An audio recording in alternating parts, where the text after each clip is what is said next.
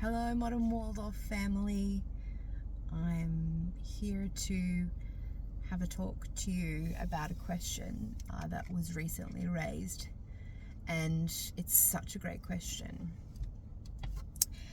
It was, can we actually teach Steiner philosophies, embed it into the way that we teach our children at a time like this in 2023, when the world is so technologically inclined? And I thought it was a really excellent question, and I really wanted to talk on it because absolutely we can. Not only can we, I believe it's actually more imperative than even the past 50 years. So one of the things that is the most powerful message from Rudolf Steiner was that we need to look at the children around us. Anthroposophy was his creation, and looking at the child and their developmental stages and their environment is imperative to how and what we teach them. And what we need to do is have a look at the children that we're teaching and the young people that we're teaching right now and ask ourselves, who are they? What do they need? What environment are they growing up in? And how can we best teach to those needs? That is the most significant question of Rudolf Steiner, and that's going to be relevant forever.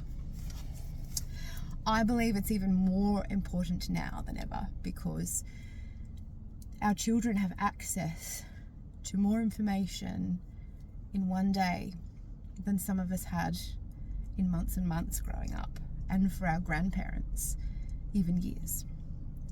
It's a stressful time. It's the beginning of the information age, and we are more globally connected than we ever have been before. Never has there been a more important time to assist our kids and children and young adults to connect with nature. Never has there been a more imperative time to teach them about the different cultures of the world so that they can be more open humans. We are interacting on a global basis more than ever before, and it is the time to bring those things into our lessons and to learn about different cultures, different religions, and to learn about respect. Going outside, putting our feet on the ground, meditating, connecting with nature and connecting with ourselves needs to be a part of our curriculum. It needs to be a part of the way that we're teaching our children. Another beautiful element of Steiner philosophies, which could never possibly grow old, is the idea of philosophy and teaching intrapersonal skills to the children from early ages all the way up through into high school. And I think a lot of people would agree with me that never has it been a more important time to get them to ask the big questions, get them to think about who is in power and what is happening, and what they feel about government and authority and the things that are going on around in the world around them, and what could they do about it if they wanted to see change. And a lot of young people have some really amazing ideas, so we can listen to them and we can validate those ideas. And the last point I wanted to make today was in relation to validating the children for where they're at in their consciousness. So being with a grade 1 child and saying, oh wow, I can see that you are sitting with the fairies. Can I come and sit with you as well? What can you see? Oh my goodness. And just being in their imagination with them, validating the children at their different ages, age appropriateness, and what they should be learning at certain stages. And Rudolf Steiner got it right.